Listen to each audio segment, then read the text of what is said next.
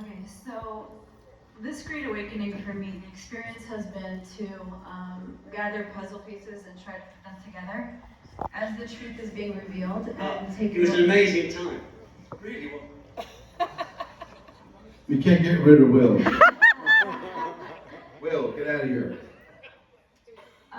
So, throughout the past 4 years, I've been listening to many different podcasters, people who are here, Mark Z, people I love, Jacob, everybody who's here, Dr. Jan, and all the rest, and I would glean from them and move on, get the gift that they offered and move on, and always wondering, where is my place based on my particular upbringing and my gifts.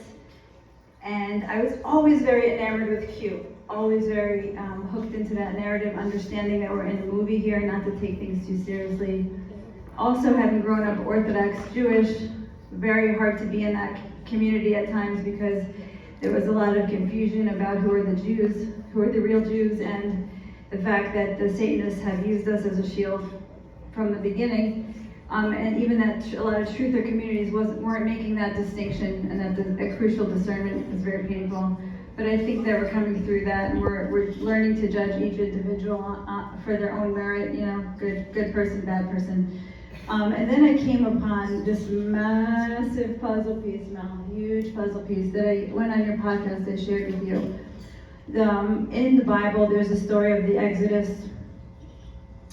Where Moses leads the Israelites out of Egypt, and we're at a Red Sea moment. I've heard Juan Osada say this many times. We're coming upon another Red Sea moment, and we have, I believe, another Moses on the planet.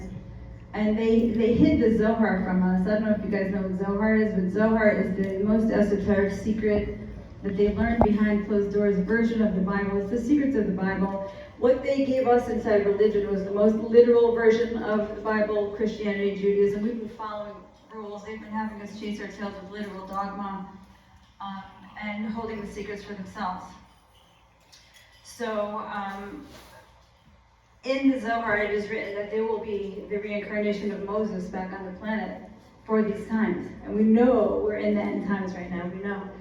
So when I had another claircognizant hit, the mother load of all claircognizant hits is when I saw this man on YouTube, on a channel, write this down, called Restoration of the Breach, and his name is Yirah. When I saw him, I understood who he was in my soul. My soul recognized his soul almost immediately. And then I had to backtrack and try to figure out what the heck was going on.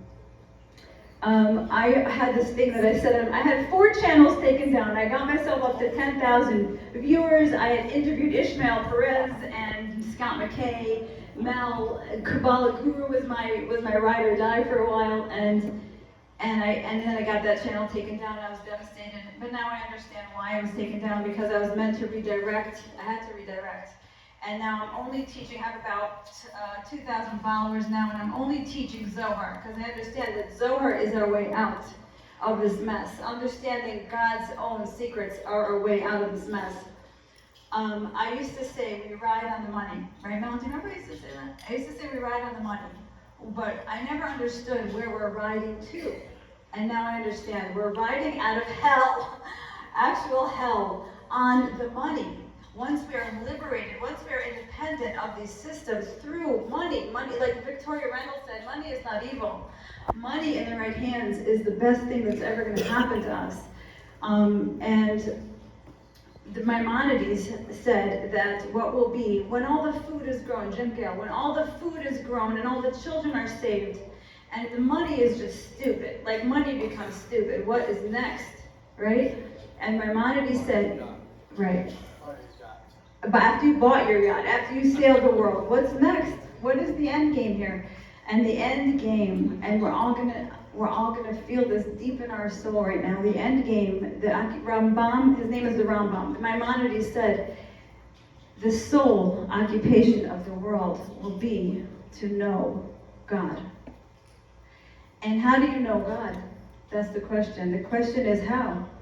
God is ineffable. He has no form, he has no limit, no shape. How can we come to know him? And he dressed himself. There is a garment of God through which he handed us transdimensionally a document. He handed it through Moses, version 1.0 on the mountain of Sinai 3,000 years ago.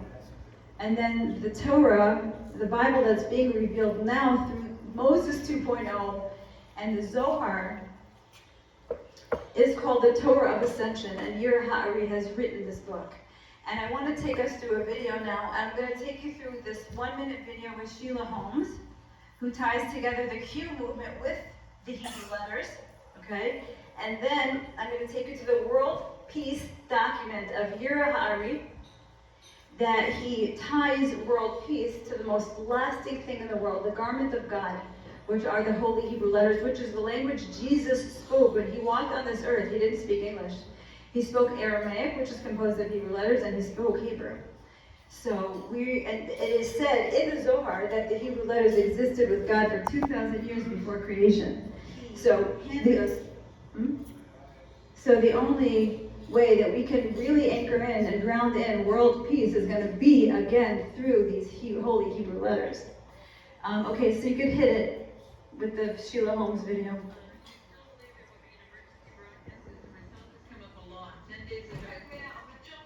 Media blackout, the Sarah to Sarah.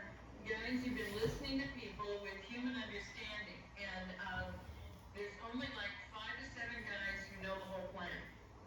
There's only those guys because you have to operate in 5th dimension. And the reason I mentioned during the show that Hebrew is 5th dimension, the letter is first, and I think we played that on our first interview together, Drew, and you can pull that up and make the link available to people. It's a 4-minute, 30-second interview, or just a program about Hebrew. The letter is first dimension, the number with it makes it 2nd dimension, the picture with it makes it 3rd. The way you put those letters together, it puts you in 4th dimension, but then they have several meanings, and so you have to be tight with the Lord of all to see which one it means, because in it you're going to see Tenpei because it relates to salvation and the cross. What God gave me with the 6 towns of Nineveh, the eclipse went through, is Ruach HaKodesh, which is a tight relationship with Him, a connection with Him, to know what the truth is. And 6 also means the beast, it also means man, it also means human. You have to know these things. So. Okay, that was awesome. So you guys heard her say, Sheila Holmes say, that Q is working on predicting the next moves of the deep state using the holy Hebrew letters. That's a big puzzle piece. And then, can you go to pick, it says pick of Yirah. I just want to show you what Moses 2.0 looks like. He lives in Oregon, by the way. And he's got long hair and tattoos, which is very cool to find out. And the Jews are going to lose their minds when they see him. Yeah, pick. There he is. There's who I got it. I hit. I knew my soul recognized him. You can go to next the World Peace PDF. And I'm just going to stand up and read this to you guys. It'll take 5 minutes. It is in such a time as this that such light has risen in the world. It is time to bring forth world peace and to reveal the infinite and garment of God. Tikkun ha'olam, the infinite God, the illimitable, clothed himself in information. This information is called the Holy Tongue. As with all languages, it is a composition of letters, and so, by means of these letters, we may behold the garment, and with it behold infinity. We will begin with the mother letters of the alphabets.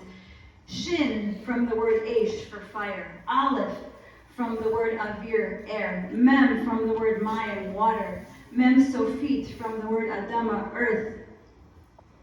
You could scroll. Oops.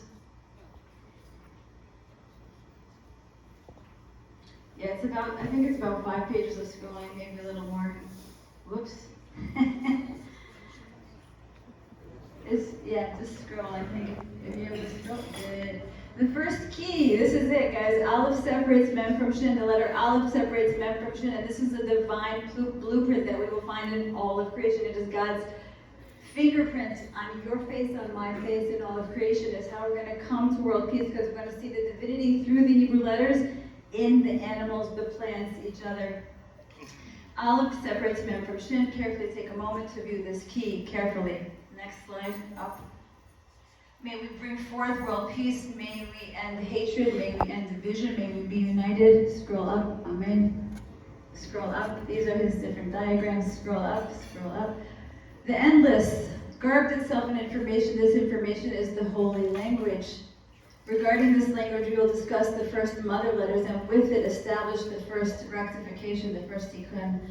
Energy is shin, gases are aleph, liquids as mem, solids as nefsofit. Everything in existence is formed by these four aspects, no matter what corner of the universe, spanning over 1 billion galaxies, trillions of forms. Now let us analyze this principle in recognition of daily life, and in doing so, enter the first gate of awe, awareness of the endless. Scroll up.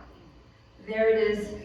The Aleph Mem Shin pattern in our environment, the land Mem So feet and seas separated from the stars Shin above by the atmosphere Aleph in the middle. Go outside, experience the presence of the endless, become consciously aware of the divine permeating existence. Stand on the land and see, breathe in the air, look up to the lights. Take one day out of the week, and on that day take 10 minutes. Sit down, become consciously aware of the environment, experience the divine through these letters and allow it to embrace you. Scroll up. Aleph Mem Shin on your face. Every single one of you is an Aleph Mem Shin. Look in the mirror, see your eyes that see the light. The shin of your face is your eyes, separated by your mouth, the mem and mem sofit, taking in liquids and solids, by the nose that breathes the air. See it in yourself. Take another day out of the week and focus on becoming consciously aware of the endless and see it in all those around you. Recognize the endless within you and recognize it surrounding you. Let us continue. Aleph Mem Shin in the body. The head moves the body by a light signal shin from the brain. They're separated from the stomach, processing liquids and solids, by the lungs that breathe the air. There's that pattern again. It's in your face and it's also in your body. Take another day of the weekend for 10 minutes. Consciously recognize with awareness the endless in your body.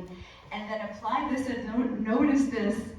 The endless, God is in everybody around you. Let us continue deeper into deeper states of awe.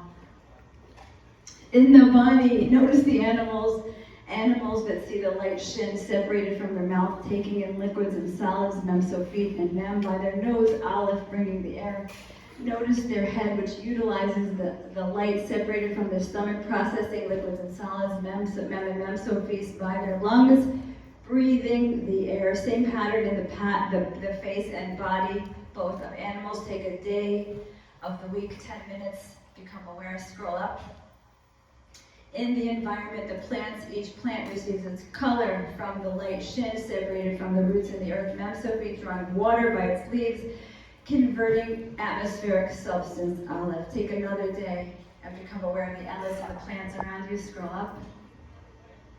Dinosaurs, if we go back in time, millions of years ago, we find the same principles applied to the environment, the forms, plants, and building blocks of that time period. Both the face and the body is clearly demonstrated. Become aware of the endless as it is beyond the aspects of time. It permeated creation long before existence, and it will be here long after we are no longer. There's nothing we can do to affect the endless. As it is above us, all we can do is receive from the glory of its light. Allow yourself to keep the endless before you at all times. Awake, O dreamer. And one of the best things I heard Yirah, I've developed a relationship with him since then, and I'm helping him on his mission. My mission is to help him on his mission. And he said to me, there's never going to be an angel or a demon that you're afraid of ever again, because if they approach you and you automatically see their Aleph Mem Shin, there's no fear, there's only awe, because you recognize the divine in everything and everyone around you. Thank you for your time, guys. Thank you. Gilla said, Mel, I'll come to your convention on one condition. You don't ask me to speak. There she is. Okay. Great. Guys, are we ready for taking the show off? Guys? By the way, if you guys